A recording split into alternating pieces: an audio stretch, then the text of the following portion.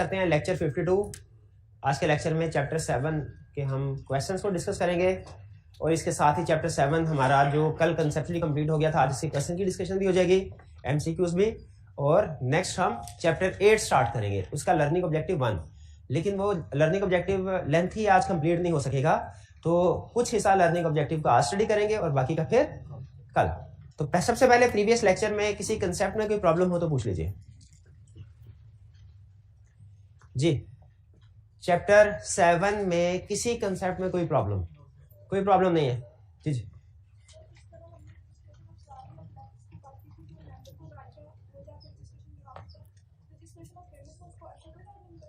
अच्छा, क्वेश्चन ये है कि जब चार्ज रजिस्टर हो रहा था, पेमेंट या सेटिस्फेक्शन की बात नहीं कर, चार्ज, तो लॉ ने कहा था कि ये ड्यूटी तो है बोरोअर की लेकिन राइट है लेंडर का। ठीक है, अब जब हम पेमेंट की बात कर रहे हैं, पेमेंट को हमने रजिस्टर करवाना है, चार्ज सेटिस्फाई हुआ उसको हमने रजिस्टर करवाना है, उसमें हमने इस तरह की बात नहीं की, सही है। लेकिन अगर आप थोड़ा सा नोट करें, सोचे, तो इस तरह की बात पेमेंट के वक्त में भी हुई है। पेमेंट के वक्त में उसने सिर्फ एक बात कही, क्या, कि ये कंपनी की ड्यूटी है, बोरोअर की ड्यूटी है कि वो पेमेंट जो है वो रजिस्ट्रार के पास जाएगा, 30 डेज के अंदर पेमेंट को रजिस्टर करवाएगा, वो देखेगा रजिस्ट्रार साथ एनओसी लगा कि नहीं लगा। ये अगर तो एनओसी लगा हुआ है तो वो नोटिस नहीं भेजेगा, बल्कि सेटिस्फेक्शन को रजिस्टर कर लेगा। अगर वो एनओसी नहीं लगा हुआ तो वो फिर उसको नोटिस भेजेगा। और अगर कोई ऑब्जेक्शन रेज होता है तो वो क्या करना, ऑब्जेक्शन, तो ये सारी डिस्कशन उसने की। लेकिन इसमें स्टार्ट होता है बोरोअर से कि बोरोअर ये काम करेगा। लेकिन इसके साथ ही एक और कंसेप्ट भी है, क्या, कि अगर रजिस्ट्रार को ये एविडेंस कहीं से मिल जाए कि पेमेंट हो चुकी है या चार्ज रिलीज हो चुका है या property is no more of company, ये इंफॉर्मेशन मिल जाए तो भी वो सेटिस्फेक्शन रजिस्टर कर सकता है। जरा मुझे सोच के बताइए, रजिस्ट्रार को अगर बोरोअर नहीं बताएगा तो उसे कहां से ये एविडेंस मिलेगा, कहां से पता? लॉ ने क्लियरली नहीं कहा हुआ, लेकिन खुद सोचे कहां से मिलेगा। तो न्यूज़पेपर वगैरह भी एग्जांपल हो सकती है, लेकिन प्रैक्टिस में लैंडर बताएगा उसको। ज्यादा बड़ी एग्जांपल क्या है, लैंडर बताएगा। तो क्लियरली लॉ ने इसको डिस्कस नहीं किया कि कौन बताएगा, इसलिए कि लैंडर के अलावा भी उसने ऑप्शंस को कवर करना था। वरना जो लैंडर वाली बात याद रखे, पेमेंट के वक्त भी लैंडर भी इन्फॉर्म कर सकता है रजिस्ट्रार को, लेकिन वो हमारा कौन से कंसेप्ट में आएगा, स्पेशल पावर ऑफ रजिस्ट्रार में। मैं क्लियर हो गए? ठीक है, शाबाश। और कोई क्वेश्चन? ये स्पेशल पावर ऑफ रजिस्ट्रार वाला कंसेप्ट समझ आ गया ना आपको, कि रजिस्ट्रार के पास अगर बोरोअर ना भी आए पेमेंट के एविडेंस लेके, लेकिन उसे पता चल जाए, सेटिस्फेक्शन हो जाए, तो रजिस्ट्रार फिर भी पेमेंट को रजिस्टर कर सकता है। पढ़ा था हमने, याद है? जरा और की क्वेश्चन जी। एसेट के सेल के केस में ये था कि अगर कंपनी ऐसा एसेट जिसको चार्ज हो वो सेल कर दे, तो अगर फॉर एग्जांपल कंपनी ने किसी इंडिविजुअल को सेल कर दिया या दूसरे कंपनी को सेल कर दिया, तो दूसरे कंपनी के केस में तो चार्ज दूसरे कंपनी में ट्रांसफर हो जाएगा। जब एसेट डिस्पोज होता है, अगर वो अंडर चार्ज हो, तो याद रखिए एसेट की ओनरशिप के साथ साथ जनरल चार्ज भी ट्रांसफर होगा। ये तो पक्का रूल है। इस केस में तो पहली वाली कंपनी के नाम से चार्ज रिलीज हो जाएगा। हाँ जी। या अगर किसी इंडिविजुअल को सेल कर दिया और रजिस्ट्रार ने चार्ज रिलीज कर दिया पहली वाली कंपनी, तो इस केस में जब लिक्विडेशन के टाइम पे जब वो अच्छा, रजिस्टर समझा जाएगा चार्ज। इनका क्वेश्चन ये है कि सर अगर कंपनी के पास एक चार्ज प्रॉपर्टी है, अंडर चार्ज है, चार्ज क्रिएट करा हुआ है एमसीबी का, कंपनी वो बाद में प्रॉपर्टी बेच देती है किसी इंडिविजुअल को, ठीक है। अब चूंकि डिस्पोज हो गई, रजिस्ट्रार को कहीं से पता चल गया, वो क्या करेगा, पेमेंट को रिलीज कर देगा। इस सूरत में अगर कंपनी वाइंड अप होती है तो एमसीबी फिर क्या करेगा, उसके पास क्या कोर्स ऑफ एक्शन है। याद रखें, एमसीबी की इजाजत के बगैर एसेट सेल हो ही नहीं सकता। जब इस कंपनी ने पहले एसेट को सेल करना होगा ना, एमसीबी से इजाजत लेनी पड़ेगी, ठीक है। वो कोई भी एसेट जो है ना अंडर चार्ज, ठीक है, वो जो ऐसा प्रॉपर्टी है, खासतौर पे मॉर्गेज में होता है या फिक्स चार्ज में होता है, फ्लोटिंग चार्ज में तो इसीलिए वो पहले परमिशन मिलती है। जब कभी आपने कोई चार्ज वाली प्रॉपर्टी को सेल करना हो ना, ऐसा नहीं होता कि आप सिर्फ बोरोअर, जो सेलर और बायर का एग्री हो जाना काफी है। वो प्रॉपर्टी जिस पर्सन के फेवर में चार्ज क्रिएट हुआ होता है ना, उसकी रजामंदी शामिल होती है, वरना उसके बाहर कंपनी सेल नहीं कर सकती। कंपनी के खिलाफ तो वायलेशन है। ये चार्ज अनरजिस्टर्ड, अगर ये ट्रांजैक्शन हो जाती है बैंक की अप्रूवल के साथ फॉर एग्जांपल, तो चूंकि रजिस्ट्रार ने जब property is no more of company, तो रजिस्ट्रार ने क्या करना होता है, उसको रिलीज कर देना होता है। तो अब ये जो चार्ज है ये रिलीज समझा जाएगा। अब ये जो डेट है, फर्ज कीजिए अगर है, तो ये अनरजिस्टर्ड समझा जाएगा। यानी अनसिक्योर्ड समझा जाएगा। दूसरी वाली कंपनी के लिए रजिस्टर करना की बात है। दूसरी वाली कंपनी, क्योंकि ये बेसिकली कॉन्ट्रैक्ट की टर्म्स एंड कंडीशन पे डिपेंड करता है। जैसे मैंने बताया ना कि जो चार्ज वाली प्रॉपर्टी होती है, कभी आप इसे विद चार्ज सेल करते हैं, कभी आप इसे विदाउट चार्ज सेल करते हैं, तो वो टर्म्स एंड कंडीशन पे डिपेंड करता है कि जो रिमेनिंग पेमेंट है वो पहले वाली पार्टी ने करनी है या जो न्यू पार्टी बाय कर रही है उसने करनी है, उस लिहाज से चार्ज ट्रांसफर की बात करते हैं। ठीक है, नॉर्मली प्रैक्टिस में ऐसे जो बायर होता है ना, वो कहता है भाई पहले चार्ज रिलीज करवाओ, पेमेंट करो उसको, फिर बाद में हमारे से डील होगी। या वो ये भी कह सकता है कि जी ठीक है, जो आपका लोन है ये भी हम ही पे कर देंगे, प्रॉपर्टी है उसका लोन भी हम ही पे कर देंगे, आप बैंक से बात कर लें, बैंक आपकी बजाय हमें अपना कर्जदार जो है वो मान ले, तो हमारी जो प्रॉपर्टी खरीदेंगे चार्ज भी हमें दे दे, लोन भी हमें दे दे, प्राइस कम हो जाएगी, प्राइस लाजमी कम होगी। ठीक है, और की क्वेश्चन? जी जब चार्ज ट्रांसफर हो जाएगा, जब वो लोग लोन भी ट्रांसफर कर देंगे, उससे पैसे जो पहले इन्फ्लेशन का इफेक्ट तो आएगा, उसको भी कंसीडर करेंगे? नहीं, इन्फ्लेशन का इफेक्ट हमारे इस क्वेश्चन में कंसीडर नहीं होगा। लोन के ऊपर इन्फ्लेशन का कोई इम्पैक्ट नहीं होता, सिर्फ इंटरेस्ट रेट का होता है। हाँ जी, और की क्वेश्चन? चलिए अब हम पास्ट पेपर्स जो आई कैप के बुक के क्वेश्चंस हैं इनको अटेम्प्ट करते हैं। तैयार है जी? पहला question, XYZ limited gave intimation to registrar that on 24 March 2021 it has repaid its loan. Repaid का लफ्ज नोट कीजिए, ऑब्टेन्ड लोन नहीं, ऑब्टेन्ड लोन होता ना तो लर्निंग ऑब्जेक्टिव चेंज हो जाता, वो क्रिएटिंग चार्ज वाला हो जाता, ये सेटिस्फेक्शन ऑफ चार्ज वाला है। Repaid its loan to ABC company and requested the recording of relevant satisfaction of charge. उसने कहा भाई अब ये चार्ज सेटिस्फाई करो, रिकॉर्ड करो, रिलीज करो। The registrar send show cause notice to ABC bank, उसने शो काज नोटिस भेजा ABC बैंक को। ABC bank objected to satisfaction of charge on the ground that some loan processing charges are, कहता है loan तो पे कर दिया है, उसके कुछ प्रोसेसिंग चार्जेस हैं वो भी पे नहीं किए, पेंडिंग है। What will be registrars course of action in this situation? Step number 1 charge register नहीं करेगा। स्टेप नंबर 2 क्या करेगा? कंपनी को इन्फॉर्म करेगा। ओके, क्रेडिटर जो था आपका उसने ऑब्जेक्शन रेज किया है। ठीक है, 5 में कोई problem? 6 Afzal is creditor of XYZ Limited. He applied for inspection of register of mortgage and charges, but his request was declined by company secretary of XYZ Limited, who insisted on payment of fee, which Afzal refused to pay. मेरा तो ख्याल है दोनों ही गलत हैं, अफजल भी गलत है, कंपनी सेक्रेटरी भी गलत है, इसलिए कि जो register of mortgage and charges है ये तो सिर्फ मेंबर इंस्पेक्ट कर सकते हैं, ये मेमोरेंडम और आर्टिकल की तरह है, उनकी तरह नहीं है। मेमोरेंडम और आर्टिकल सिर्फ मेंबर इंस्पेक्ट कर सकते थे, ये कोई भी कर सकता है, मेंबर भी कर सकता है, क्रेडिटर भी, इनके अलावा कोई और भी कर सकता है। अच्छा, जो मेंबर और क्रेडिटर है ये फीस पे करेंगे? नो सर, ये विदाउट फी, Yes, sir. और कोई थर्ड पार्टी होगी इनके अलावा वो विद फी। अच्छा अच्छा अच्छा अच्छा, ठीक है। तो इस केस में इसका मतलब ये हुआ अफजल क्रेडिटर है, वो सही कह रहा है, क्योंकि मेंबर और क्रेडिटर बगैर फीस पे किए इंस्पेक्ट कर सकते हैं। क्लियर होगी ये बात? कोई दूसरे लोग इंस्पेक्ट करना चाहे तो? अच्छा, मेमोरेंडम और आर्टिकल अगर मेंबर इंस्पेक्ट करना चाहे तो फी पे करनी होती थी कि नहीं? मेमोरेंडम और आर्टिकल्स को इंस्पेक्ट करना चाहे, एक होता है कॉपी लेना, एक होता है इंस्पेक्ट करना, आगे मारा। तो मेंबर ने अगर इंस्पेक्शन करनी है फ्री ऑफ कॉस्ट, और अगर कॉपी लेनी है पैसे नहीं, और अगर क्रेडिटर ने इंस्पेक्शन करनी है तो वो कर ही नहीं सकता। शाबाश, ठीक है, बहाने से हमने मेमोरेंडम और आर्टिकल्स की इंस्पेक्शन और कॉपी का कंसेंट भी रिवाइज कर लिया। ये क्लियर हो गया? क्रेडिटर्स या member register of mortgage charges की कॉपी ले सकते हैं प्रोवाइडेड विदाउट फीस। इसमें हर तरह, जब लॉ वर्ड यूज करता है क्रेडिटर, इसका मतलब होता है हर तरह का क्रेडिटर, जिसको 1 रुपया भी अदा करना है वो भी क्रेडिटर, हर अमाउंट का और हर नेचर का, जिससे चीजें खरीदी वो भी क्रेडिटर, और जिससे उधार लिया वो भी क्रेडिटर। लॉ में बताया था ना क्रेडिटर, हाँ, जिनको डिबेंचर्स इशू किए हो ना वो भी क्रेडिटर्स। क्रेडिटर का मतलब हर वो पर्सन जिसको कंपनी ने कोई ना कोई अमाउंट पे करनी है, चाहे वो किसी भी रीजन की वजह से अमाउंट पे करनी हो।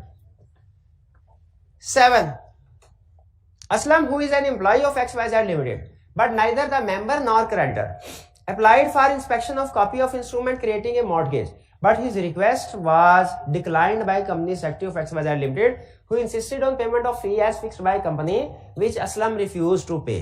सारा केस वही है जो ऊपर वाला था, फर्क सिर्फ क्या है, अब वो एम्प्लॉय है, इस company secretary justified in refusing the inspection? अब जस्टिफाइड है, यानी पैसे मांगे जरूर, हर बंदे से तो ना मांगे, मेंबर और क्रेडिटर से तो नहीं उसे पैसे मांगने चाहिए। हाँ, एम्प्लॉइज या कोई और पर्सन अगर इंस्पेक्ट करना चाहता है, क्योंकि मेंबर्स और क्रेडिटर्स ये तो लेने देने में है ना, लेकिन एम्प्लॉय ना लेने में ना देने में। क्रेडिटर ने तो पैसे लेने, लोन दिया लेना, और मेंबर्स ने पैसे अदा करने हैं। 8 MC। अब इसके दौरान हम बहाने से अपने कंसेप्ट से भी रिवाइज करते रहेंगे, हालांकि MCQ छोटे हो। अच्छा मुझे ये बताइए, बल्कि आपसे अच्छा वो बात याद आती, टेस्ट की आ रही है आप कहें तो हम 8 क्लास पर आराम से अचीव कर सकते हैं।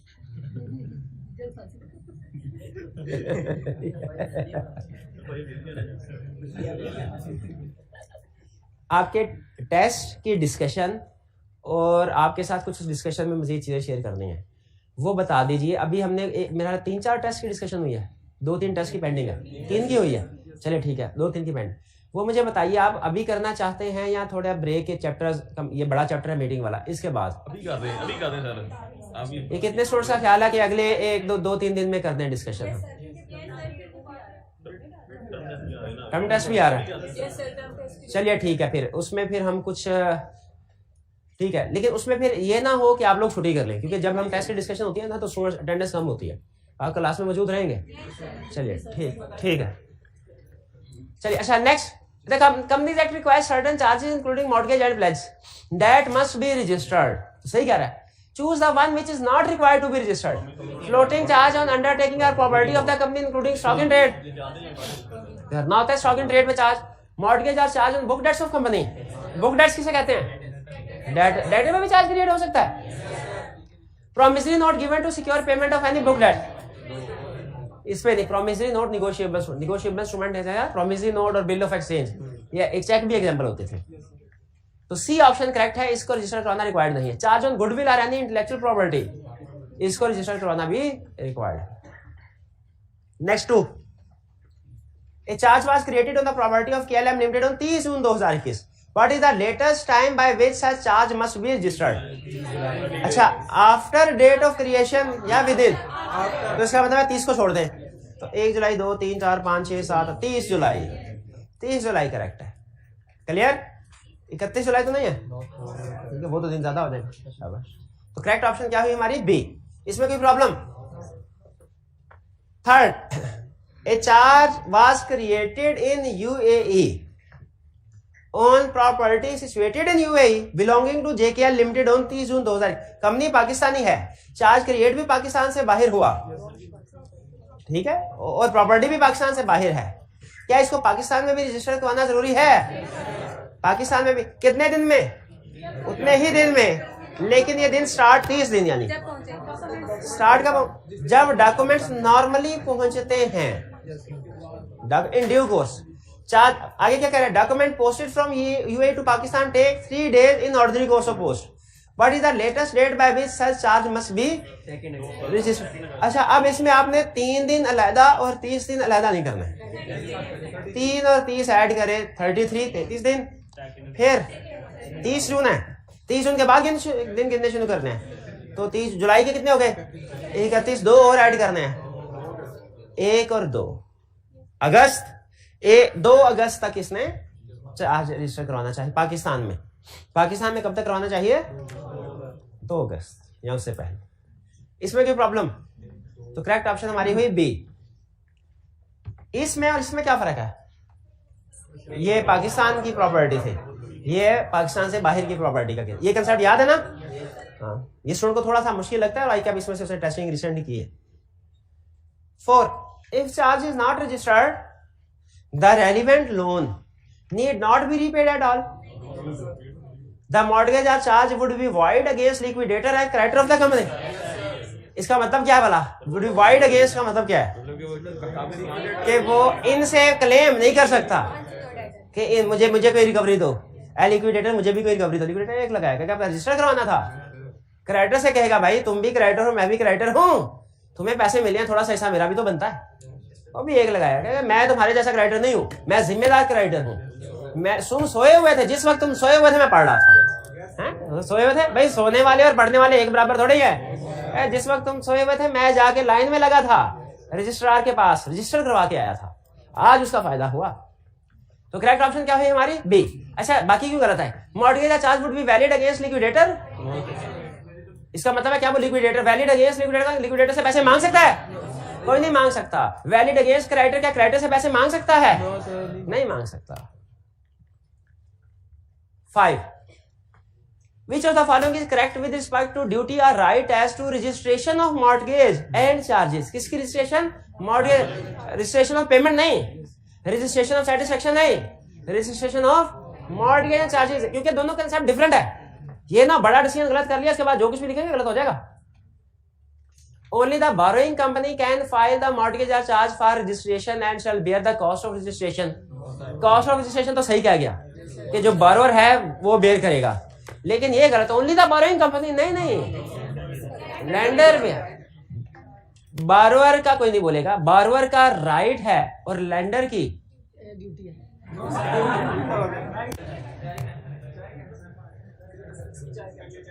इसकी चाय में चीनी के बजाय नमक।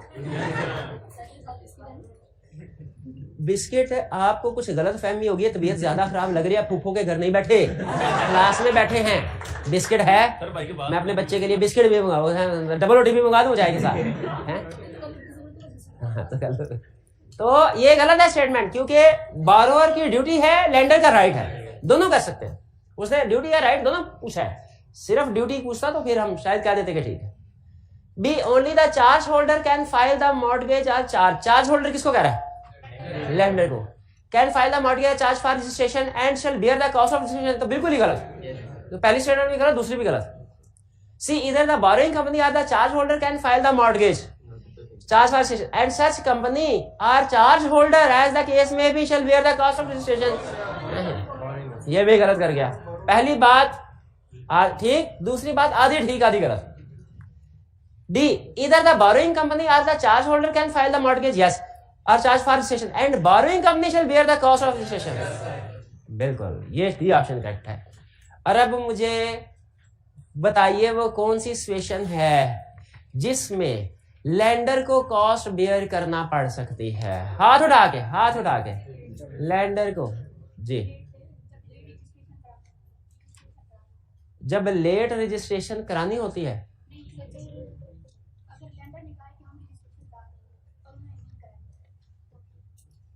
कॉस्ट किसको बेयर करना पड़ेगी?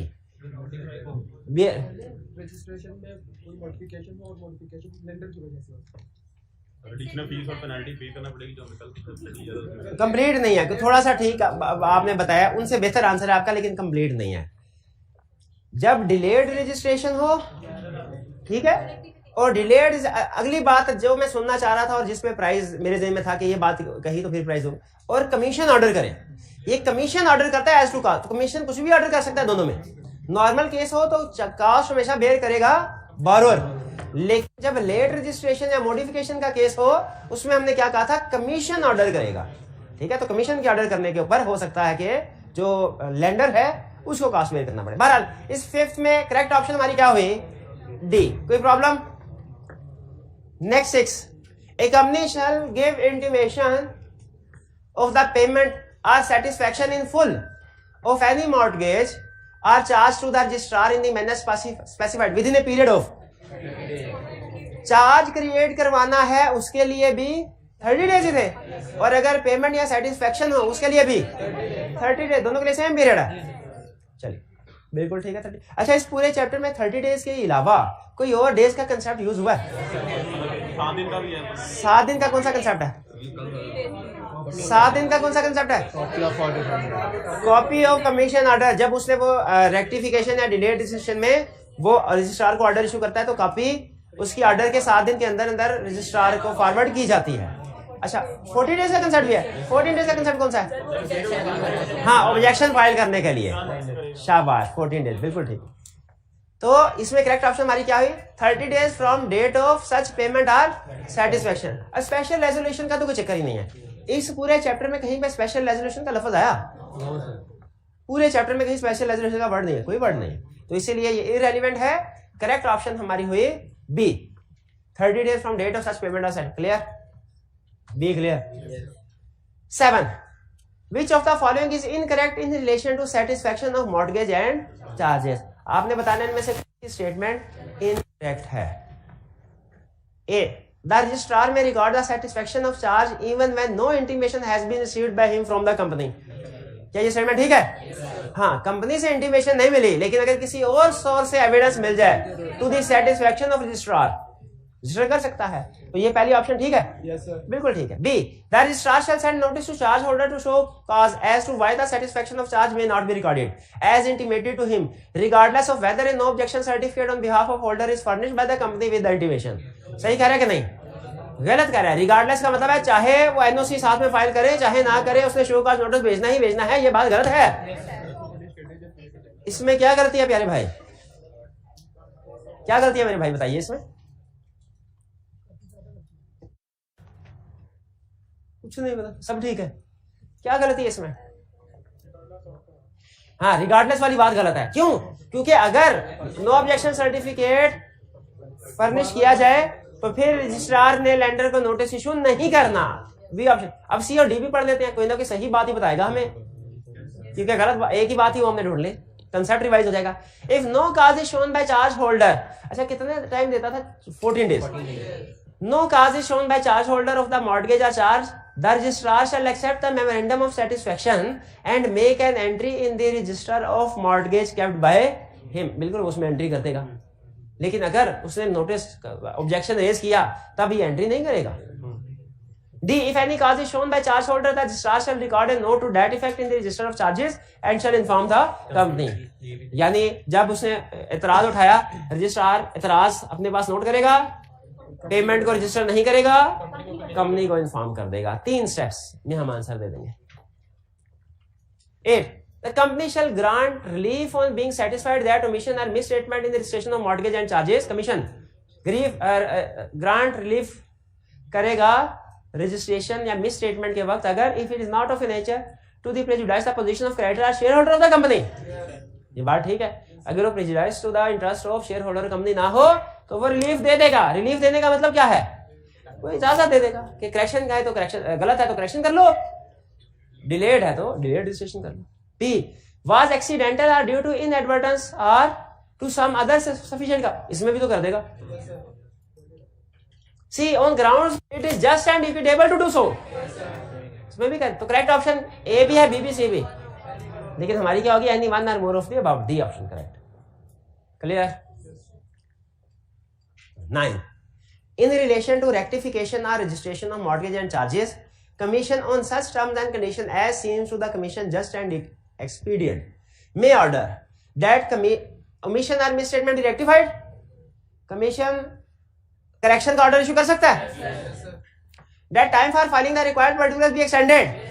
Extension के लिए भी टाइम दे सकता है. Delayed registration as to the cost of application as it thinks fit. हाँ जी, ये कॉस्ट कौन देगा? अब ये अब की बार कमीशन फैसला करेगा. तो फिर इसमें भी कौन सी ऑप्शन ठीक है? Any one or more. Next, a company did not maintain proper register of mortgage and charges, and a charge registered with the registrar was omitted from the register maintained by the company. Omitted. Which of the following is not a consequence thereof? The charge shall become void against the liquidator and creditor of the company. Such violation, आप question के अंदर एक information skip कर रहे हैं, लेकिन बार पहले मैं ऑप्शन पढ़ दूं. Such violation shall be an offence punishable under the act. Any officer in default shall be liable to penalty of level 1 on standard scale. None of the above option is correct as all above are consequences according to Companies Act. बताइए कौन C option correct होगी? इस question को ध्यान से पढ़िए. कितने student का ख्याल है ए ऑप्शन करेक्ट है? ए ऑप्शन पक्का. क्वेश्चन को एक था मेरे कहने पे दोबारा स्टेटमेंट को रीड कर लें. क्वेश्चन की स्टेटमेंट को दोबारा रीड करें.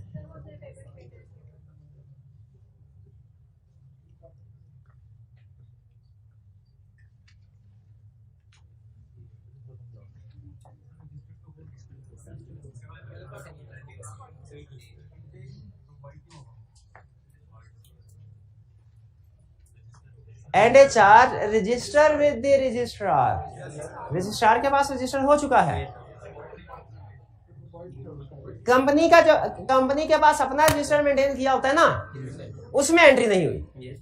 तो उसमें एंट्री नहीं, तो क्या ये ऑप्शन करेक्ट होगी? ये चार्ज वाइड क्यों वाइड नहीं है?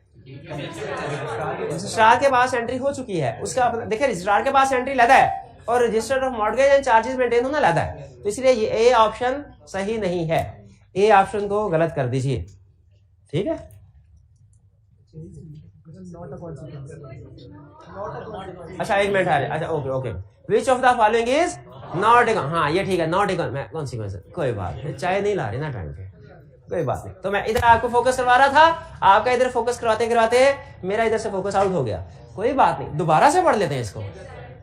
करेक्ट, कंपनी ने register mortgage and charges maintain नहीं किया, चार्ज रजिस्टर करवा लिया था, अपने पास बुक में मेंटेन नहीं किया। Which of the following is not a consequence thereof, इनमें से कौन सा कॉन्सिक्वेंस नहीं है। लेकिन मेन प्रॉब्लम ध्यान में रखिएगा क्या है कि कमीशन के पास जो रजिस्ट्रार के पास रजिस्ट्रेशन हो चुकी है, अपना जो रिकॉर्ड है इसमें नहीं लिखा चार्ज शैल बिकम वाइड, ये उस वक्त होता है जब रजिस्ट्रार के पास रजिस्ट्रेशन ना करो, क्योंकि रजिस्ट्रेशन उसके पास करवा लिया, ये गलत ऑप्शन है। फिर सच वायलेशन शैल बी ऑफेंस, हाँ बिल्कुल ऑफेंस होगी, और ऑफिसर लायबल होंगे, बिल्कुल लायबल होंगे। इस केस में ये भी ट्रू है, ये भी। None of the above option is correct, नहीं हमें करेक्ट ऑप्शन मिल गई है। करेक्ट ऑप्शन कौन सी है? ए, यानी ये कोर्स ऑफ एक्शन कॉन्सिक्वेंस नहीं है। भाई समझ आ रही बात की? तो मेन ट्विस्ट क्या था इस स्टोरी में कि उसने रजिस्ट्रार के पास रजिस्टर करवा लिए थे। चलिए ये था जी हमारे क्वेश्चंस। अब आते हैं हम अपने चैप्टर 8 की तरफ।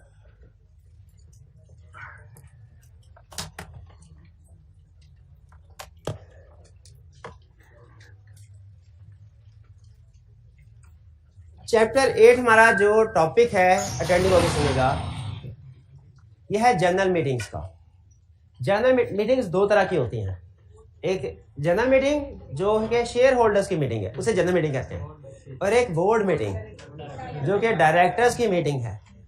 ठीक है, इसे डायरेक्टर मीटिंग या बोर्ड मीटिंग भी कहते हैं। अच्छा, बाज़-औक़ात मीटिंग्स होती हैं वो पूरे के पूरे सारे शेयर होल्डर्स की नहीं, एक सर्टन ग्रुप की, या सारे डायरेक्टर्स की नहीं, एक सर्टन ग्रुप की। अगर एक मीटिंग में बुलाया ही सर्टन ग्रुप को जाए तो इसे कहते हैं क्लास मीटिंग। क्लास मीटिंग, जैसे अगर शेयर होल्डर्स की एक मीटिंग हुई, उसमें सारे शेयर होल्डर्स को बुलाया गया, ये जनरल मीटिंग है। लेकिन अगर मीटिंग हुई उसमें सिर्फ क्लास बी के राइट्स वेरी हो रहे थे, सिर्फ क्लास बी के शेयर होल्डर को बुलाया गया, तो ये क्लास मीटिंग कहलाएगी। इसी तरह एक मीटिंग डायरेक्टर्स की हुई, उसमें सारे डायरेक्टर्स को बुलाया गया, ये बोर्ड मीटिंग। उसमें फैसला हुआ कि कंपनी में एक शक है कि एम्प्लॉय ने फ्रॉड किया, उसकी इन्वेस्टिगेशन के लिए 4 डायरेक्टर्स को अपॉइंट किया गया। वो रिपोर्ट 4 रुकनी कमेटी कायम कर दी गई जो अपनी रिपोर्ट जमा करवाएगी 2 हफ्ते के बाद। अब ये जो 4 रुकनी कमेटी है, ये डायरेक्टर अभी आपस में मिल रहे हैं हर दूसरे तीसरे दिन केस को डिस्कस करने के लिए, इन्वेस्टिगेशन को डिस्कस करने के लिए। ये भी तो डायरेक्टर्स हैं, लेकिन इनकी मीटिंग को लॉ में बोर्ड मीटिंग नहीं कहा जाएगा। क्या कहा जाए? क्लास मीटिंग या कमेटी मीटिंग कहा जाएगा। ठीक है, तो एक होती है जनरल मीटिंग, एक होती है क्लास मीटिंग, एक है बोर्ड मीटिंग, एक होती है class board of director class या कमेटी मीटिंग। हम जो इस चैप्टर में डिस्कस करेंगे वो बताइए जनरल मीटिंग होगी या क्लास मीटिंग होगी? जनरल मीटिंग, ये ध्यान में रखिएगा।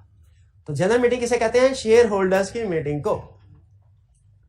अब वो हमें बता रहा है कुछ बेसिक कंसेप्ट्स, पहले बता रहा है। जनरल मीटिंग क्या है? मीटिंग ऑफ मेंबर्स, जो कंपनी के मेंबर्स है।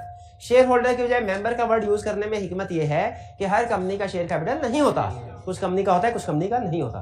लेकिन चूंकि मीटिंग्स तो हर कंपनी की होती है, चाहे उनका शेयर कैपिटल हो या ना हो, इसलिए उसने मीटिंग डिफाइन करते हुए मीटिंग ऑफ शेयर होल्डर की बजाय कम्प्रिहेंसिव वर्ड कौन सा यूज किया? Meeting of members. Meeting of members लिख ले, शेयर होल्डर लिखे, इसको मेंबर्स लिख ले, मेंबर्स लिख ले, मेंबर्स ज्यादा बेहतर लग रहा है। शेयर होल्डर भी गलत है, लेकिन ज्यादा कम्प्रिहेंसिव वर्ड कौन सा है? मेंबर्स। अच्छा, इस मीटिंग के अंदर कुछ आइटम्स डिस्कस होती हैं, उनको हम कहते हैं नॉर्मल लैंग्वेज में, जो बिजनेस कम्युनिकेशन की लैंग्वेज है, उसमें वो मैटर्स जो मीटिंग में डिस्कस होते हैं उन्हें कहते हैं एजेंडा। लेकिन लॉ की लैंग्वेज में उन मैटर्स के लिए वर्ड एजेंडा यूज नहीं होता, बल्कि वर्ड यूज होता है बिजनेस। तो बिजनेस क्या है? Agenda item which is discussed in the meeting, वो है हमारा बिजनेस। क्लियर? अच्छा, बिजनेस का रूल ये है कि कोई भी मीटिंग होनी है ना, तो मीटिंग का रूल ये है कि मीटिंग का नोटिस होएगा तो मीटिंग कंडक्ट होएगी, वरना नहीं होएगी।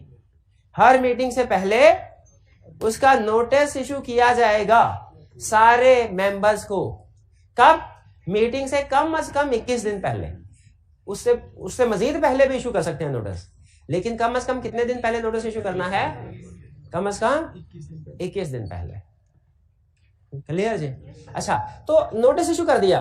क्या नोटिस में सिर्फ ये लिखा जाना चाहिए कि आज से 25 दिन के बाद एक शेयर होल्डर्स की मीटिंग, जनरल मीटिंग कंडक्ट होने जा रही है, या उसमें मीटिंग के साथ साथ जो मैटर्स डिस्कस होने हैं, जो बिजनेस डिस्कस होने हैं, वो भी लिखे जाने चाहिए? वो भी लिखे जाने चाहिए। इसका मतलब है जो नोटिस ऑफ द मीटिंग में क्या क्या चीजें लिखी जाएंगी, एक हमें पता चल गया, लिखा जाएगा मीटिंग कब, किस जगह, किस वक्त होनी है, और इसके साथ एक और चीज क्या लिखी जाएगी? बिजनेस कौन सा उसमें डिस्कस होना है। अब जो बिजनेस डिस्कस होते हैं ना, इनकी डिफरेंट टाइप्स हैं। एक टाइप है ऑर्डिनरी बिजनेस और एक टाइप है स्पेशल बिजनेस। ठीक है, वो हम बाद में स्टडी करेंगे। ऑर्डिनरी बिजनेस ऐसे बिजनेस होते हैं जो रूटीन के होते हैं, ठीक है, और स्पेशल बिजनेस नाम से जाहिर है कि वो कोई खुसूसी मसाइल सामने आते हैं, कोई स्पेशल सर्कमस्टेंसेस, उस वक्त वो बिजनेस डिस्कस किए जाते हैं। अच्छा, अब अगला सवाल मेरा कंसेप्ट ये है कि इस मीटिंग में कौन कौन प्रेजेंट होता है। इस मीटिंग में याद रखें सारे मेंबर्स का हक है कि वो मीटिंग में आए, पार्टिसिपेट। ठीक है, सारे मेंबर्स का हक, ठीक है, कि वो मीटिंग में आए, जिनके पास वोटिंग सिक्योरिटीज हैं, वो मीटिंग में आए। क्या डायरेक्टर पार्टिसिपेट कर सकते हैं? याद रखिए, डायरेक्टर्स मीटिंग, अब गौर से सुनेगा, डायरेक्टर्स मीटिंग को अटेंड तो कर सकते हैं, लेकिन मीटिंग्स की प्रोसीडिंग्स में पार्टिसिपेट नहीं कर सकते अनलेस वो खुद भी मेंबर हो, और मेंबर के तौर पे पार्टिसिपेट कर सकते हैं बस। क्लियर होती है जी ये बात? ठीक है, तो फिर इसके बाद नेक्स्ट, इस मीटिंग को प्रिजाइड कौन करे? इस मीटिंग का प्रेसिडेंट कौन होगा? इस मीटिंग का चेयरमैन कौन होगा? वो इंटरेस्टिंगली डायरेक्टर्स का, बोर्ड ऑफ डायरेक्टर्स का चेयरमैन होगा। चेयरमैन का कंसेप्ट हमने स्टडी किया हो ना? किस कंपनी ने चेयरमैन इलेक्ट करना होता है लाजमी? कितने दिन में? 14 days of general meeting after election of board. शाबाश। तो वो जो बोर्ड ऑफ डायरेक्टर का चेयरमैन होगा, वो ही मेंबर्स की मीटिंग का भी चेयरमैन होगा। हाँ, आगे चल के हम स्टडी करेंगे, अगर वो चेयरमैन किसी वजह से हाजिर नहीं है तो डायरेक्टर में से किसी को चेयरमैन बना दो, अगर कोई भी डायरेक्टर हाजिर नहीं है तो मेंबर में से किसी को चेयरमैन बना दो। चेयरमैन तो कोई ना कोई होगा ना मीटिंग का चेयरमैन। तो ये छोटे छोटे कंसेप्ट हमने स्टडी कर लिए। अब मेन कंसेप्ट की तरफ वापस आते हैं कि भाईजान चाहे क्लास खत्म होने के बाद आएगी, पहले बताते थे, मैं शायद कल का प्रोग्राम रख लेता, लेट हो गया। 12 चलिए, जनरल मीटिंग की कितनी टाइप्स हैं? 3 टाइप्स। कौन सी types? Statutory meeting, annual general meeting और एक्स्ट्राऑर्डिनरी जनरल मीटिंग। 3 टाइप्स कौन कौन सी है? Statutory meeting, annual general meeting. Statutory meeting कौन सी है? ऐसी मीटिंग जो कंपनी की पूरी जिंदगी में सिर्फ एक बार होती है। इसे first general meeting of company भी कहा जाता है। इसे first general meeting of company भी कहा जाता है। कंपनी की पूरी जिंदगी में एक, और कंपनी इनकॉर्पोरेशन होने के बाद कोशिश करवाई जाती है कि जल्द से जल्द उसी साल में करवा ली जाए जिस साल में कंपनी इनकॉर्पोरेट हुई है। तो ये है स्टैट्यूटरी मीटिंग, जिसे फर्स्ट जनरल मीटिंग मैंने कहा है, फर्स्ट एनुअल जनरल मीटिंग नहीं कहा, ये ध्यान में रखिएगा, फर्स्ट जनरल मीटिंग का नाम दिया। तो ये है हमारी स्टैट्यूटरी मीटिंग। फिर इसके बाद दूसरी annual general meeting. Annual general meeting कौन सी है? ऐसी शेयर होल्डर्स की मीटिंग जो कि हर साल होगी। देखिए, स्टैट्यूटरी मीटिंग जिंदगी में सिर्फ एक बार होगी, और एनुअल जनरल मीटिंग ऐसी मीटिंग है, नाम से जाहिर है, हर साल होगी। अच्छा, इसमें आपने ये जहन में नहीं रखना कि साल बाद होगी। एनुअल जनरल मीटिंग का कंसेप्ट ये नहीं है कि साल बाद होगी, असल कंसेप्ट क्या है? हर साल होगी। ठीक है, साल में एक दफा होगी। अब ये कब होगी? ये बाजुकात ये 12 महीने बाद, बाजुकात हो सकता है 11 महीने, बाजुकात हो सकता है 13 महीने हो जाए, वो हम रूल पढ़ेंगे तो तब क्लियर होगा। और एक्स्ट्राऑर्डिनरी जनरल मीटिंग कब होती है? जब कोई स्पेशल इमरजेंसी सिचुएशन अराइज हो, कोई स्पेशल सिचुएशन अराइज हो। जैसे अगर फर्ज कीजिए हमें फौरी तौर पे मेमोरेंडम या आर्टिकल्स में अल्टरेशन की जरूरत, तो क्या एनुअल जनरल मीटिंग का इंतजार करें? फर्ज करें चीफ एग्जीक्यूटिव फ्रॉड कर रहा है, उसको रिमूव करना है, तो क्या हम एनुअल जनरल मीटिंग साल खत्म होने का इंतजार करें? एक्स्ट्राऑर्डिनरी जनरल मीटिंग कंडक्ट करवाई जा सकती है। तो 3 तरह की मीटिंग्स कौन कौन सी? Statutory meeting, annual general meeting, extraordinary general meeting.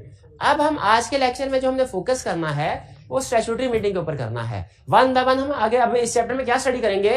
कुछ पहले स्टैट्यूटरी मीटिंग के कंसेप्ट डिस्कस करेंगे, फिर एनुअल जनरल मीटिंग के कंसेप्ट डिस्कस करेंगे, और फिर उसके बाद एक्स्ट्रा ऑर्डिनरी जनरल मीटिंग के कंसेप्ट डिस्कस करेंगे।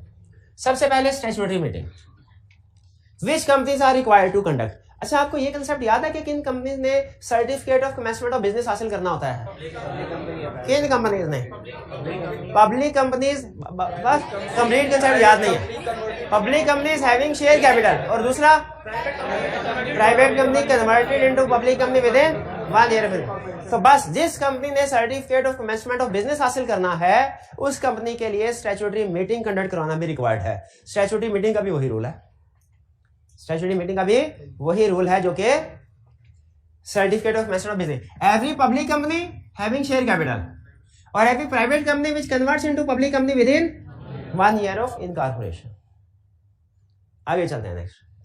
What is conducted, when is conducted, इसको कंडक्ट कब करवाया जाएगा? इसको कंडक्ट करवाया जाएगा विद इन, रूल रखिए, याद रखिए, within 9 months from date of incorporation or within 180 days from commencement of business, whichever is earlier। यानी इसके लिए हमें एक तो डेट ऑफ इनकॉर्पोरेशन चाहिए, इनकॉर्पोरेशन के विद इन 9 months, या date of commencement of business उसके। अच्छा, यहां पे एक चीज ध्यान में रखिएगा, जहां पे लॉ ने मंथ्स को यूज किया है आपने भी मंथ्स को ही यूज करना है, और जहां पे लॉ ने डेज को यूज किया है वहां पे आपने भी डेज को ही यूज करना है। इसको सिंप्लीफाई करने की कोशिश नहीं करनी कि दोनों को डेज में कन्वर्ट करते हैं, दोनों को मंथ में। लॉ का रूल है, जहां पे मंथ वहां पे हम भी मंथ पढ़ेंगे, जहां पे डेज हम भी डेज करें। फिर हाँ, एक अहम कंसेप्ट उसने बताया। अच्छा, और एग्जाम में जेन में रखिएगा, वो आपको डेट ऑफ इनकॉर्पोरेशन और date of commencement of business देके आपसे पूछ सकता है कि बताइए ये स्टैट्यूटरी मीटिंग कब कंडक्ट करवानी चाहिए। ये डेट्स देके केस स्टडी में उसने क्वेश्चन सेट किया, असाइनमेंट में आपको मिलेंगे क्वेश्चन, तो प्रैक्टिस हो जाएगी। लेकिन अभी बता रहा हूँ, ये पीरियड अहम है और इसमें डेट्स में कैलकुलेशन करके आपने उसको बताना होगा कि मीटिंग कब कंडक्ट होगी। फिर इसके बाद अगर एजीएम स्टैट्यूटरी मीटिंग से पहले कंडक्ट हो जाए तो फिर उस सूरत में स्टैट्यूटरी मीटिंग की जरूरत नहीं है, क्योंकि स्टैट्यूटरी मीटिंग असल में होता है कंपनी की स्टार्ट की मीटिंग, जो कि पहले जो इनिशियल मैटर्स होते हैं, जो इनकॉर्पोरेशन से रिलेटेड मैटर्स होते हैं, उनको डिस्कस करने के लिए की जाती है। ठीक है, ये मीटिंग का पर्पस क्या होता है? बेसिकली देखिए, कंपनी की फर्स्ट मीटिंग है ना, अब ना तो मेंबर्स एक दूसरे को जानते हैं, ना मेंबर्स मैनेजमेंट को, डायरेक्टर्स को, चीफ एग्जीक्यूटिव को, लीगल एडवाइजर को जानते हैं। तो ये मीटिंग एक अच्छा मौका होता है स्टैट्यूटरी मीटिंग के सारे लोग आपस में मिल बैठ के एक दूसरे को जान पहचान लें, और जो कंपनी के इनिशियल मैटर्स हैं, स्टार्टअप मैटर्स हैं, उनके ऊपर डिस्कशन कर सकें कि सर कंपनी हमारी इनकॉर्पोरेट हो गई है, अब कैश की क्या पोजीशन है, कहीं से हमें कैश मिला है, कितना कैश मिला है, हमारा अब प्रोजेक्ट्स फ्यूचर में कौन कौन से लगाने हैं।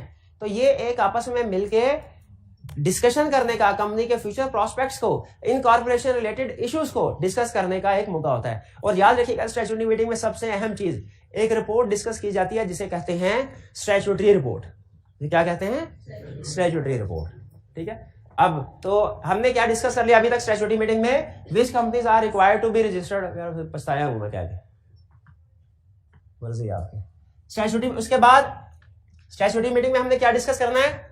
क्या अभी तक discuss, which companies are required to conduct, किन कंपनीज के लिए ये कंडक्ट करना रिक्वायर्ड है, कब कंडक्ट करवाई जाएगी। अब नेक्स्ट कंसेप्ट हमारा क्या रह गया? What is discuss. इसमें डिस्कस क्या होगा? इसमें सबसे अहम चीज क्या डिस्कशन होगी? स्टैट्यूटरी रिपोर्ट की डिस्कशन। अब ये स्टैट्यूटरी रिपोर्ट क्या है? स्टैट्यूटरी रिपोर्ट, भाई उन्हें कहीं रहने दे, चाहे भाईजान रहने दे, बाहर बांट दे किसी को, क्लास खत्म हो गई, अब चाहे मंगवाने का क्या फायदा, बच्चे बैठेंगे? नहीं बैठेंगे बच्चे। पहले बता देते, डिले, हम कल का प्रोग्राम रख लेते। ये मैनेजमेंट हमारी बाहर चले। तो स्टैट्यूटरी मीटिंग, अब ये स्टैट्यूटरी मीटिंग के कंटेंट्स क्या है? स्टैट्यूटरी मीटिंग के कंटेंट्स क्या है, ये हमने स्टडी करना है।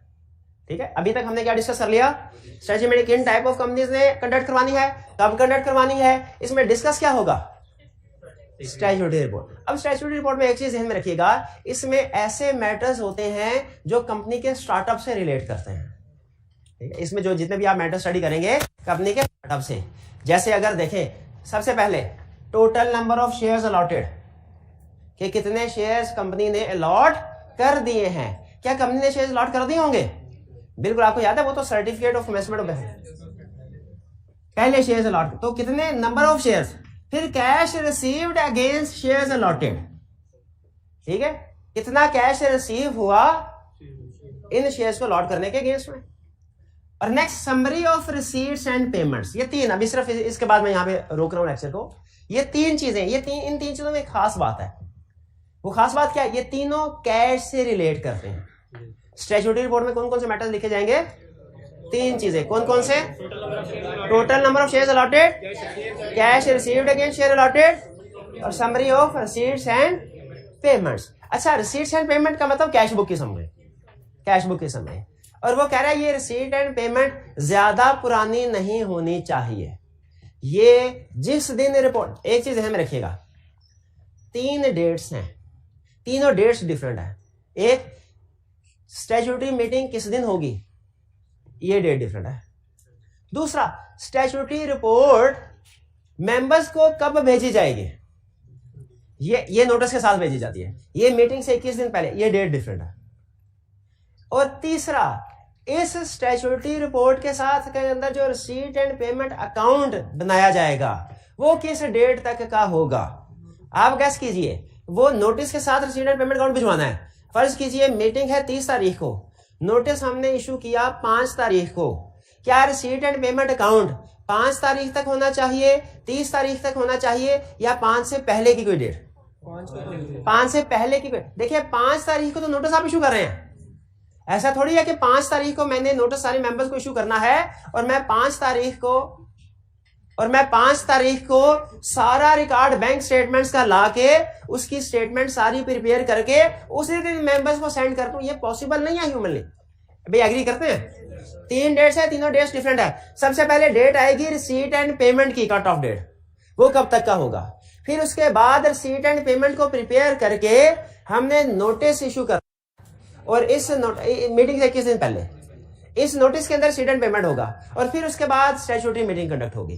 तो ये जो याद रखिए, यहाँ पे जो 15 डेज ना, कुछ स्टूडेंट कहते हैं सर ये 15 डेज हमें समझ नहीं आ रहा। क्यों? आपने कहा है, आर्गुमेंट सुनिएगा, मैंने कहा सर आपने कहा है स्टैट्यूटरी रिपोर्ट के अंदर रिसीट एंड पेमेंट होगा, स्टैट्यूटरी, और नोटिस भेजना है मेंबर्स को मीटिंग से 21 दिन पहले। तो जब मीटिंग से 21 दिन पहले मेंबर्स को नोटिस भेजना है, उसमें स्टैट्यूटरी रिपोर्ट है, उसमें रिसीट एंड पेमेंट अकाउंट है, तो ये कैसे पॉसिबल है कि आप मीटिंग से 21 दिन पहले नोटिस भेज दें मेंबर को और उसमें मीटिंग से 15 दिन पहले तक का रिसीट एंड पेमेंट हो? वो तो अभी 6 दिन आए नहीं होंगे। तो यहाँ पे 15 डेज जो है ना, नोट कीजिएगा, ये मीटिंग से 15 डेज पहले की बात नहीं कर रहा, ये नोटिस से 15 डेज पहले, यानी जिस दिन स्टैट्यूटरी रिपोर्ट की डेट होती है उससे 15 दिन पहले की बात कर रहा है। ये बात समझ आई 15 डेज वाली? इसको आपने डेट ऑफ स्टैट्यूटरी मीटिंग से कंपेयर नहीं करना है, स्टैट्यूटरी रिपोर्ट नोटिस या स्टैट्यूटरी रिपोर्ट की डेट से करना। क्लियर जी? चलिए ये था जी हमारा आज का, यहाँ पे रोकते हैं। तो अभी 2-3 मिनट बैठ जाएं भाई, अब आधे स्टूडेंट्स को चाय मिल गई है, बाकी चाय आ रही, बस आगे पकड़ के लेते निकलते जाए, बाहर जाके पी लीजिएगा, कोई अगली क्लास में जाके बैठे हुए कोई प्रॉब्लम नहीं। यहाँ तक हमने इसको खत्म किया, इंशाल्लाह यहाँ से फिर आगे नेक्स्ट लेक्चर में कंटिन्यू करेंगे। आज का लेक्चर यहाँ पे खत्म करते हैं हम। अल्लाह हाफिज।